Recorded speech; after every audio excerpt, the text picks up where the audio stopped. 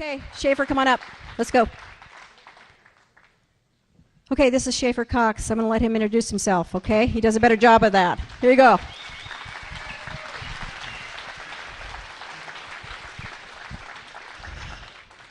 Let's all stand up and stretch a little bit, because I'm going to go for a long time. I was going to say stand up while you're clapping, but, you know, thought better of it. Okay, thanks. Where's Dean Porter?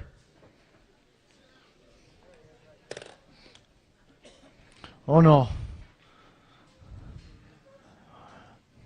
Let me see if I can open this. TSA might have messed it up, you know. I told them I wouldn't unlock this last time I went through security.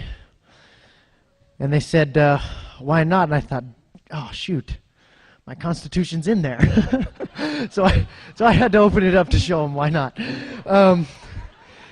Anyway, you know, we're going to hell in a freight train, you know. But it's okay to laugh about it a little bit here and there. And I want to talk about that for a second. Be real frank about that. I know why you guys are here. Okay? I know why you're here. And you know what? I've been traveling all over the country, and Alaska's my favorite place. A lot of people there show up, but we're all here for the same reason. It's because we know in our gut that something is horribly wrong. You don't have to be told. Nobody told you that something was wrong. You know, because you have a heart and a spirit and a mind that's perceptive to those things. And you got a sense, and you know when something bad is going on. And I don't know about you, but well, I think I do know about you, but I'm going to tell you how I feel anyway. The way that I feel when I look around at this current debacle that we have and that's been building for years and years is I feel like there's just this huge power out there that's just incomprehensible, even to think about influencing it, let alone stopping it. And all I want is just to be free and to respect other people and have them respect me and to be protected by the law and do what I want, you know, and have freedom. That's all I want. And I don't know how to argue that from all the nitty-gritty statutes and everything like that. And I don't understand all the ins and outs of this giant monster that's coming our way and bulldozing over our freedom. But I feel in my gut a resentment, and I think that you identify with this, that you shouldn't have to understand all that stuff. You shouldn't have to understand all that stuff.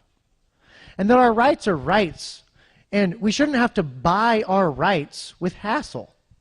We shouldn't have to you know, combat this giant monster with all this specialized knowledge and all this money and you know, win and get our rights. You know, you hear about these guys that fought the IRS or fought the ATF or anything like this, and they're like, yeah, I beat them.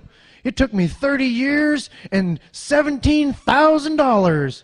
And you're like, that sounds like a prison sentence. 30 years and $17,000. You know, who's the real winner here? You know, they got you. They just got you the other way.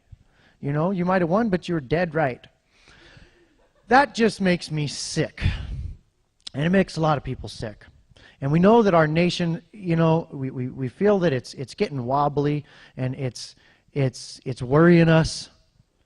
We see this looming power. We see these videos like we saw today that they can just lock you up for any reason without a phone call or nothing. You just disappear. And so we show up here. Why? Because we don't know what else to do. And what we get told so many times that feels like you got kicked in the teeth with a government-issued boot is all you can do is you can beg the tyrant to change. You can commit your life to a long, slow drudge uphill to try to reform this monster. And your heart just sinks. You're like, oh gosh, is that really the price of freedom? Is that our only chance? Is to try to make go to Washington? What if I ran for office and I got elected?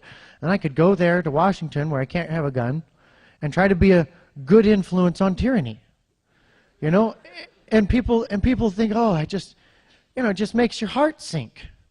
And we come to these meetings and we leave here with this list that goes down to the floor of things that you can do, and well, you keep begging them, and you can keep kissing the ring, and maybe they'll hear you if there's enough of us. Well, you know what?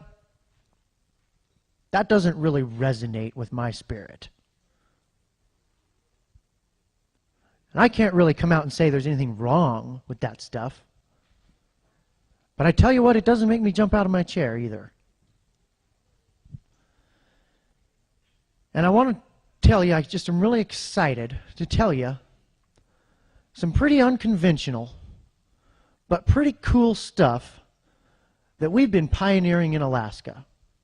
Actually, you know what? We're not pioneering it, because people throughout all of human history have done this.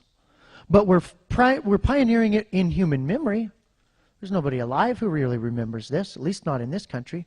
And I can't wait to get to that. But first I want to hit a couple of points about this giant monster that we're trying to reform, okay?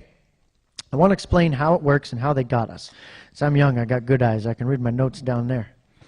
All right.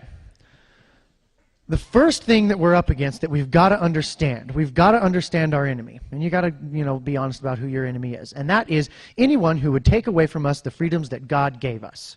Anybody who, when you ask them what their authority is, their only answer is because I said so, is tyranny, and that's our enemy. We've got to recognize that. Now, that puts a lot of people in our enemy category, but you know what? That's okay. Let's first talk about the money situation. This is the main tool of tyranny. And this all comes down to legal theory, which I'm really excited to talk about, because that's how we got so far off base in this country. All right? So that's what really allowed the monetary debacle to be here.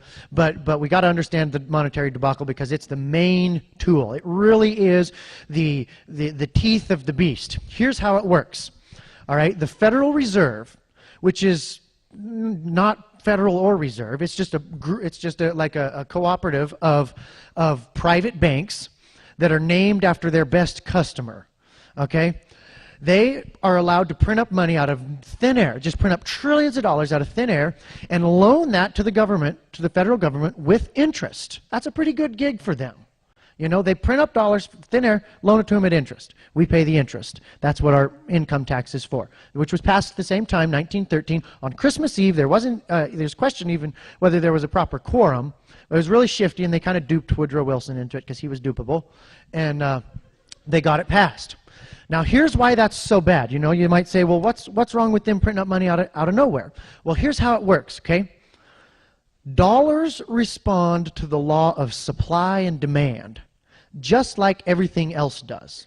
When the number of dollars in existence goes up, the value of each one of those dollars goes down. Now, the value lost by the dollars that you held, or the retirement that was in a fixed dollar amount that you're counting on or whatever, the value lost by your dollars is value transferred to whoever printed the new dollars, whether they're a counterfeiter or a federal government. That's why the Constitution says that no state shall make anything but gold and silver coin a tender in payment of debts. That is brilliant. You know why? Because you can't churn out gold and silver coins on a printing press. We would be better off even if they just actually printed them. They don't even actually print them now. They just email them. They just hold down that zero key until they've got enough money, and then they just send it off. And enough value has to be robbed from our dollars that we worked hard for